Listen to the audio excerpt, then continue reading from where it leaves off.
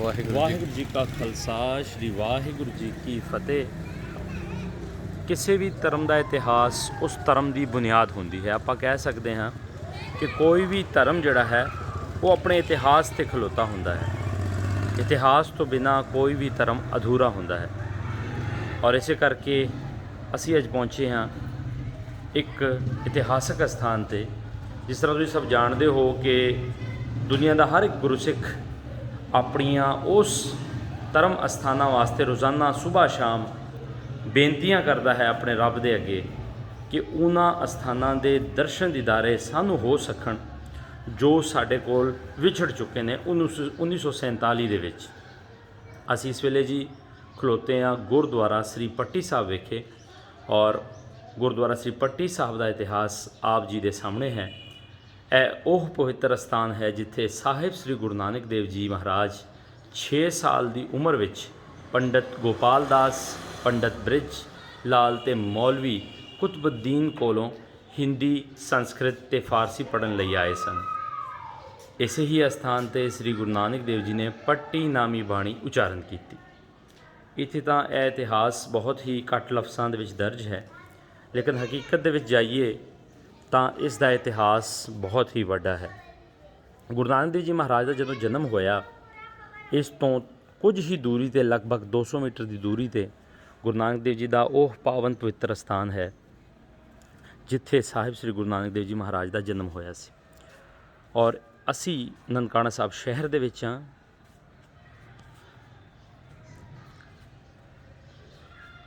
ਗੁਰਦੁਆਰਾ ਜਨਮ ਸਥਾਨ ਤੋਂ 200 ਮੀਟਰ ਦੀ ਦੂਰੀ 'ਤੇ ਇਹ ਸਥਾਨ ਜਿੱਥੇ ਗੁਰੂ ਨਾਨਕ ਦੇਵ ਜੀ ਜਦੋਂ ਲਗਭਗ 6 ਸਾਲਾਂ ਦੇ ਹੋਏ ਤਾਂ ਉਹਨਾਂ ਦੇ ਪਿਤਾ ਮਹਿਤਾ ਕਲਿਆਣ ਦਾਸ ਨੇ ਉਹਨਾਂ ਨੂੰ ਪਾਂਦੇ ਪਾਸ ਪੜ੍ਹਨ ਲਈ ਭੇਜਿਆ।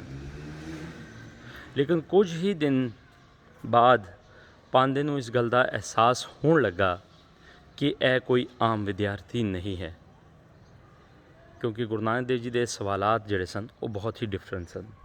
ਤੁਸੀਂ ਅੱਜ ਵੀ ਵੇਖ ਸਕਦੇ ਹੋ ਕਿ ਛੋਟੇ ਛੋਟੇ ਬੱਚੇ ਇਸ ਸਥਾਨ ਦੇ ਵਿੱਚ ਜਿਹੜੇ ਨੇ ਉਹ ਵਿਦਿਆ ਲੈ ਰਹੇ ਨੇ।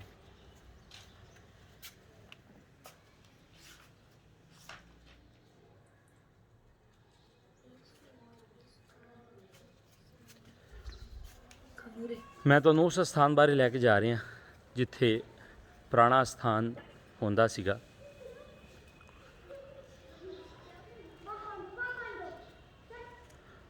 ਗੁਰੂ ਨਾਨਕ ਦੇਵ ਜੀ ਮਹਾਰਾਜ ਬਾਕੀਆਂ ਬਾਲਾਂ ਵਾਂਗੂ ਬਿਲਕੁਲ ਨਹੀਂ ਸਨ। ਉਹਨਾਂ ਦੇ ਸਵਾਲਾਤ ਨੇ ਪਾਂਦੇ ਦੇ ਦਿਲ ਦੇ ਵਿੱਚ ਇੱਕ ਘਰ ਬਣਾ ਲਿਆ ਸੀਗਾ।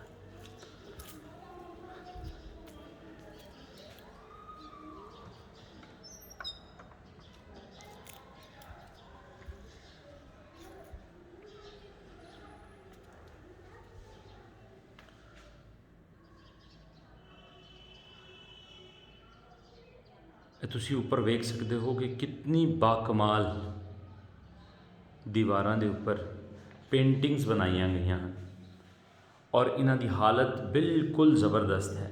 ਕੋਈ ਵੀ ਪੇਂਟਿੰਗ ਜਿਹੜੀ ਹੈ ਉਹ ਜ਼ਰਾ ਜਿੰਨੀ ਵੀ ਖਰਾਬ ਨਹੀਂ ਹੋਈ। ਅਗਰ ਮੈਂ ਸਾਹਮਣੇ ਵਾਲੀ ਪੇਂਟਿੰਗ ਦੀ ਗੱਲ ਕਰਾਂ ਤਾਂ ਦਰਮਿਆਨ ਦੇ ਵਿੱਚ ਸਾਹਿਬ ਸ੍ਰੀ ਗੁਰੂ ਨਾਨਕ ਦੇਵ ਜੀ ਮਹਾਰਾਜ ਦੀ ਫੋਟੋ, ਉਹਨਾਂ ਦੇ ਨਾਲ ਹੀ ਥੱਲੇ ਵਾਲੇ ਪਾਸੇ ਭਾਈ ਮਰਦਾਨਾ ਜੀ ਦੀ ਫੋਟੋ ਜਿਨ੍ਹਾਂ ਦੇ ਹੱਥ ਦੇ ਵਿੱਚ ਰਬਾਬ ਹੈ। ਪਿੱਛੇ ਅਗਰ ਨਾਲ ਵੇਖੋਗੇ ਤਾਂ ਭਾਈ ਬਾਲਾ ਜੀ ਦੀ ਫੋਟੋ ਬਣਾਈ ਗਈ ਹੈ, ਔਰ ਨਾਲ ਹੀ ਥੱਲੇ ਬਾਬਾ ਸ੍ਰੀ ਚੰਦ ਜੀ ਔਰ ਬਾਬਾ ਸ੍ਰੀ ਲక్ష్ਮੀ ਦਾਸ ਜੀ ਦੀ ਫੋਟੋ ਬਣਾਈ ਗਈ ਹੈ। ਇਹ ਸਾਰੀਆਂ ਹੀ ਫੋਟੋ ਬੇਸ਼ੱਕ ਖਿਆਲੀ ਹਨ, ਲੇਕਿਨ ਤਸਵੀਰ ਜਿਹੜੀ ਹੈ ਉਹ ਕਿਸੇ ਵੀ ਇਤਿਹਾਸ ਦੇ ਵਿੱਚ ਅਹਿਮ ਰੋਲ ਅਦਾ ਕਰਦੀ ਹੈ। ਇਹਨਾਂ ਨੂੰ ਮੰਨਣ ਦੀ ਗੱਲ ਆਪਾਂ ਬਿਲਕੁਲ ਨਹੀਂ ਕਰ ਰਹੇ, ਲੇਕਿਨ ਤਸਵੀਰ ਜਿਹੜੀ ਹੈ ਉਹ ਕਿਸੇ ਵੀ ਚੀਜ਼ ਨੂੰ ਬਿਆਨ ਕਰਨ ਵਾਸਤੇ ਬਹੁਤ ਆਸਾਨ ਹੁੰਦੀ ਹੈ। ਤੁਸੀਂ ਸਾਹਮਣੇ ਫੋਟੋ ਦੇ ਵਿੱਚ ਵੇਖ ਸਕਦੇ ਹੋ ਕਿ ਸਾਹਿਬ ਸ੍ਰੀ ਗੁਰੂ ਹਰਗੋਬਿੰਦ ਸਾਹਿਬ ਜੀ ਮਹਾਰਾਜ ਦੇ ਹੱਥ ਦੇ ਵਿੱਚ ਬਾਜ ਹੈ, ਔਰ ਇੱਕ ਗੁਰੂ ਕਾ ਸਿੰਘ ਉਹਨਾਂ ਦੀ ਸੇਵਾ ਕਰ ਰਿਹਾ ਹੈ, ਦੂਸਰਾ ਸਿੰਘ ਉਹਨਾਂ ਦੀ ਚਰਨਾਂ ਦੇ ਵਿੱਚ ਬੈਠਾ ਹੈ। ਇਸੇ ਹੀ ਤਰ੍ਹਾਂ ਉੱਪਰ ਤੁਸੀਂ ਵੇਖੋਗੇ ਤਾਂ ਵੱਖ-ਵੱਖ ਇਤਿਹਾਸ ਦੀਆਂ ਵੱਖ-ਵੱਖ ਫੋਟੋਆਂ ਸਾਡੇ ਸਾਹਮਣੇ ਆਉਂਦੀਆਂ ਹਨ, ਜਿਸ ਤੋਂ ਸਾਫ਼ ਇਸ ਗੱਲ ਦਾ ਅੰਦਾਜ਼ਾ ਲਗਾਇਆ ਜਾ ਸਕਦਾ ਹੈ ਕਿ ਸਿੱਖ ਧਰਮ ਦੇ ਵਿੱਚ ਤਮਾਮ ਹੀ ਧਰਮਾਂ ਨੂੰ ਜਿਹੜਾ ਹੈ ਉਹ ਇੱਜ਼ਤ ਦਿੱਤੀ ਗਈ।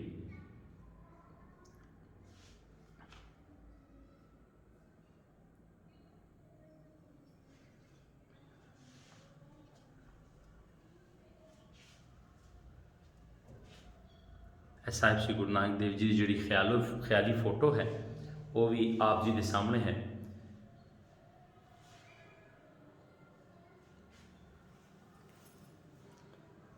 ਇਸੇ ਤਰ੍ਹਾਂ ਆਪਾਂ ਉਸ ਜਗ੍ਹਾ ਦੇ ਉੱਪਰ ਹੁਣ ਜਾਵਾਂਗੇ ਜਿੱਥੇ ਸਾਹਿਬ ਸ੍ਰੀ ਗੁਰੂ ਗ੍ਰੰਥ ਸਾਹਿਬ ਜੀ ਮਹਾਰਾਜ ਬਿਰਾਜਮਾਨ ਹਨ। ਬਹੁਤ ਹੀ ਖੂਬਸੂਰਤ ਬਿਲਡਿੰਗ।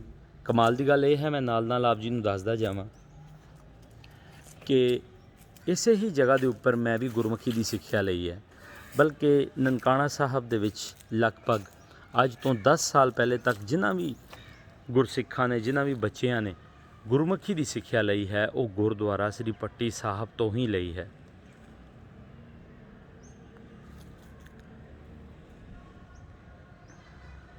ਦੁਨੀਆ ਦੇ ਵੱਖ-ਵੱਖ ਥਾਵਾਂ 'ਤੇ ਜਿੱਥੇ ਸਿੱਖ ਲੋਕ ਬਿਰਾਜਮਾਨ ਹਨ, ਸਿੱਖ ਵੀਰ ਹੈਗੇ ਨੇ, ਉਹ ਜ਼ਰੂਰ ਇਹਨਾਂ ਥਾਵਾਂ ਦੀ ਅਰਦਾਸ ਸੁਬਹ ਸ਼ਾਮ ਕਰਦੇ ਹਨ।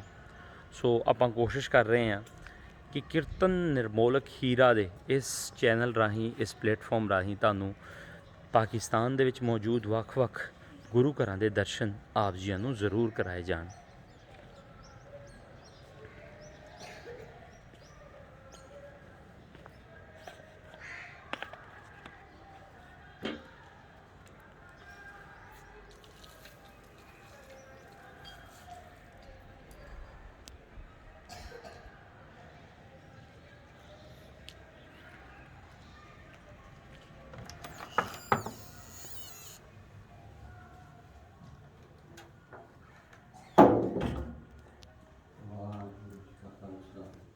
ਵਾਹਿਗੁਰੂ ਜੀ ਕੀ ਫਤਿਹ।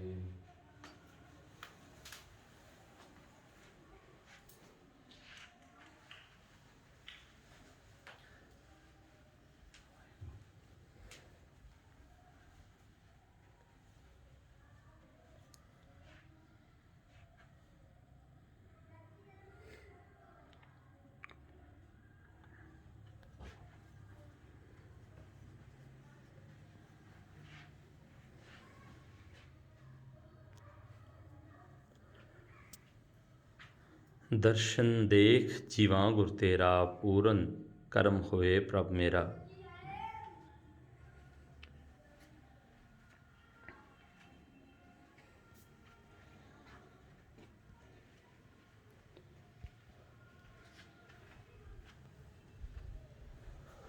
ਗੁਰੂ ਖਾਲਸਾ ਜੀ, ਵਾਹਿਗੁਰੂ ਜੀ ਕਾ ਖਾਲਸਾ, ਵਾਹਿਗੁਰੂ ਜੀ ਕੀ ਫਤਿਹ। ਅੱਜ ਅਸੀਂ ਆਪਾਂ ਮੌਜੂਦ ਹਾਂ ਗੁਰਦੁਆਰਾ ਸ੍ਰੀ ਪੱਟੀ ਸਾਹਿਬ, ਉਹ ਧਰਤੀ, ਪਵਿੱਤਰ ਧਰਤੀ ਜਿੱਥੇ ਗੁਰੂ ਨਾਨਕ ਦੇਵ ਜੀ ਦਾ ਜਨਮ ਹੋਇਆ।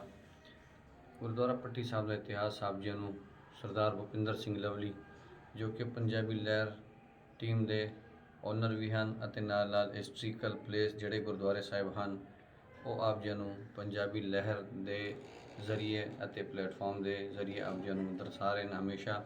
ਹੁਣ ਸਾਡੇ ਨਾਲ ਪੰਜਾਬੀ ਲਹਿਰ ਦੇ ਟੀਮ ਦੇ ਸਰਦਾਰ ਭੁਪਿੰਦਰ ਸਿੰਘ ਲਵਲੀ ਨੇ ਆਪ ਜੀ ਨੂੰ ਇਤਿਹਾਸ ਬਾਰੇ ਜਾਣੂ ਕਰਵਾਇਆ। ਸੋ ਮੈਂ ਜ਼ਿਆਦਾ ਵਿਸਤਾਰ ਦੇ ਵਿੱਚ ਨਾ ਜਾਵਾਂ।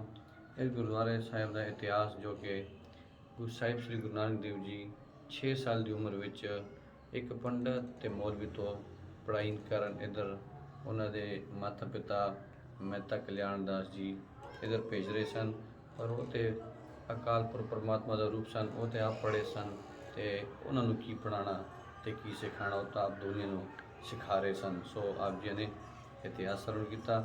ਅੱਜ ਅਸੀਂ ਆਪਾਂ ਇੱਧਰ ਮੱਥਾ ਟੇਕਣ ਆਏ ਸਾਂ, ਨਕਮਸਤਕ ਹੋਣ ਆਏ ਸਾਂ। ਸੋ ਜਿੰਨੇ ਵੀ ਦਰਸ਼ਕ ਇਹ ਕੀਰਤਨ ਨਿਰਮੋਲਕ ਹੀਰਾ YouTube ਚੈਨਲ ਅਤੇ Facebook ਪੇਜ ਤੇ ਇਹ ਦੇਖ ਰਹੇ ਨੇ, ਆਪ ਜੀ ਦੇ ਚਰਨਾਂ ਵਿੱਚ ਬੇਨਤੀ ਹੈ, ਜ਼ਰੂਰ ਇਹਨਾਂ ਨੂੰ ਲਾਈਕ ਕਰੋ, ਸ਼ੇਅਰ ਕਰੋ, ਅਤੇ ਕੋਈ ਗਲਤੀ ਹੋਵੇ ਕਮੈਂਟ ਜ਼ਰੂਰ ਕਰਨੀ ਹੈ ਆਪ ਜੀ ਨੇ। ਸੋ ਇਸੇ ਤਰ੍ਹਾਂ ਹੋਰ ਵੀਡੀਓ ਵੀ ਆਪ ਜੀ ਨੂੰ ਅਸੀਂ ਪੇਸ਼ ਕਰਾਂਗੇ। ਸੋ ਇਸ ਵੀਡੀਓ ਨੂੰ ਸ਼ੇਅਰ ਜ਼ਰੂਰ ਕਰਨਾ ਹੈ। ਆਪ ਜੀ ਦਾ ਬਹੁਤ ਬਹੁਤ ਧੰਨਵਾਦ ਜੀ। ਵਾਹਿਗੁਰੂ ਜੀ ਕਾ ਖਾਲਸਾ, ਵਾਹਿਗੁਰੂ ਜੀ ਕੀ ਫਤਿਹ। ਇਹ ਦੀਵਾਨ ਹਾਲ ਹੈ ਗੁਰਦੁਆਰਾ ਸ੍ਰੀ ਪੱਟੀ ਸਾਹਿਬ ਦਾ। ਦੱਸਿਆ ਜਾਂਦਾ ਹੈ ਕਿ ਜਦੋਂ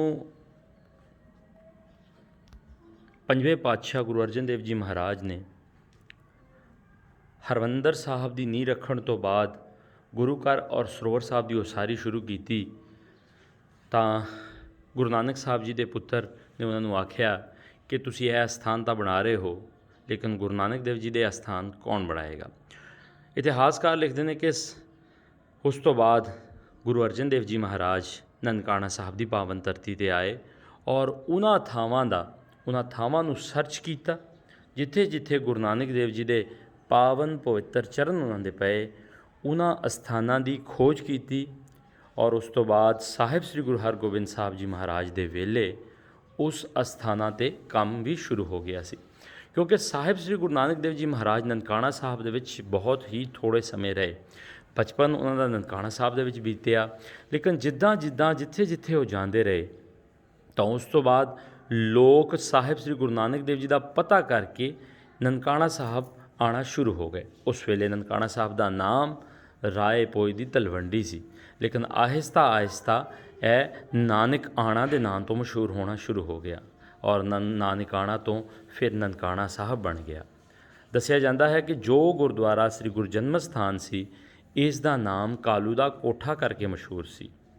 ਸਾਹਿਬ ਸ੍ਰੀ ਗੁਰੂ ਹਰਗੋਬਿੰਦ ਸਾਹਿਬ ਔਰ ਸਾਹਿਬ ਸ੍ਰੀ ਗੁਰੂ ਅਰਜਨ ਦੇਵ ਜੀ ਮਹਾਰਾਜ ਦਾ ਸਥਾਨ, ਕਿਉਂਕਿ ਜਦੋਂ ਉਹ ਆਏ ਤਾਂ ਉਹਨਾਂ ਨੇ ਸ਼ਹਿਰ ਤੋਂ ਬਾਅਦ ਆਪਣਾ ਕੋੜਾ ਇੱਕ ਦਰਖਤ ਦੇ ਨਾਲ ਬੰਨ੍ਹਿਆ ਔਰ ਉੱਥੇ ਹੀ ਨੰਗੇ ਪੈਰੀ ਉੱਥੋਂ ਗੁਰੂ ਨਾਨਕ ਦੇਵ ਜੀ ਦੇ ਘਰ ਕਾਲੂ ਦੇ ਕੋਠੇ ਆ ਕੇ ਪਹੁੰਚਿਆ ਔਰ ਉਸ ਤੋਂ ਬਾਅਦ ਇਹ ਸਰਚ ਕੀਤਾ। ਅਸੀਂ ਥੋੜ੍ਹੀ ਹੀ ਦੇਰ ਬਾਅਦ ਤੁਹਾਨੂੰ ਅਸੀਂ ਲੈ ਕੇ ਜਾਵਾਂਗੇ ਗੁਰਦੁਆਰਾ ਸ੍ਰੀ ਬਾਲੀਲਾ ਸਾਹਿਬ ਵਿਖੇ, ਜਿਸ ਦਾ ਸਰੋਵਰ ਸਾਹਿਬ ਸਭ ਤੋਂ ਪੁਰਾਣਾ ਹੈ। ਸਿੱਖ ਹਿਸਟਰੀ ਦੇ ਵਿੱਚ ਦੱਸਿਆ ਜਾਂਦਾ ਹੈ ਕਿ ਜਿਸ ਦਾ ਸਰੋਵਰ ਸਾਹਿਬ ਸਭ ਤੋਂ ਪੁਰਾਣਾ ਦੱਸਿਆ ਜਾਂਦਾ। ਅਸੀਂ ਉੱਥੇ ਵੀ ਜਾਵਾਂਗੇ। ਨਾਲ ਦੇ ਨਾਲ ਅਸੀਂ ਤੁਹਾਨੂੰ ਹੁਣ ਗੁਰਦੁਆਰਾ ਸ੍ਰੀ ਪੱਟੀ ਸਾਹਿਬ ਦਾ ਬਾਹਰ ਵਾਲਾ ਹਿੱਸਾ ਵੀ ਵਿਖਾਵਾਂਗੇ ਜੀ।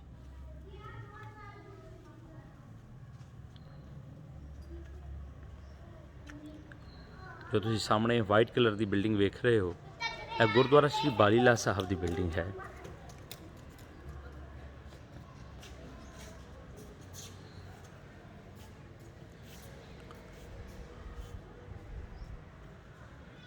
ਜੋ ਉੱਪਰਲੀ ਬਿਲਡਿੰਗ ਤੁਸੀਂ ਵੇਖ ਰਹੇ ਹੋ, ਇਹ ਬਿਲਡਿੰਗ ਪੁਰਾਣਾ ਸਕੂਲ ਸੀਗਾ ਇੱਥੇ, ਜਿੱਥੇ ਸਿੱਖ ਬੱਚੇ ਅਤੇ ਬੱਚੀਆਂ ਨੂੰ ਗੁਰਬਾਣੀ ਨਾਲ ਅਤੇ ਗੁਰਬਾਣੀ ਸਿਖਾਈ ਜਾਂਦੀ ਸੀ। 1947 ਦੇ ਵੰਡ ਵੇਲੇ ਬਹੁਤ ਹੀ ਗੁਰੂ ਘਰ ਸਾਡੇ ਤੋਂ ਜਿਹੜੇ ਨੇ ਉਹ ਦੂਰ ਰਹਿ ਗਏ ਨੇ, ਲੇਕਿਨ ਆਪਾਂ ਕੋਸ਼ਿਸ਼ ਕਰਦੇ ਰਵਾਂਗੇ ਕਿ ਜਿੰਨੇ ਕੁ ਸਥਾਨਾਂ ਦੀ ਵੱਧ ਤੋਂ ਵੱਧ ਆਪ ਜੀ ਨੂੰ ਦਰਸ਼ਨ ਕਰਾ ਸਕੀਏ, ਅਸੀਂ ਕਰਾਉਂਦੇ ਰਵਾਂਗੇ ਜੀ।